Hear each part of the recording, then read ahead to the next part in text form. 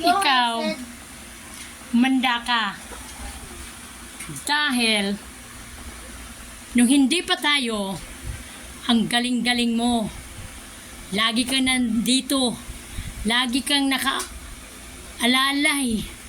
Lagi kang tumatawag. Lagi kang nagtitext. Ngayon, wala kahit isa. Ganun ba? Bakit kaya?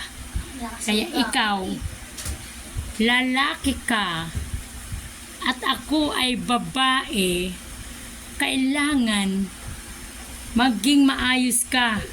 Kaya girls, humanda kayo. Kapag kayo nadali, limot na kayo sa inyo boys, ha?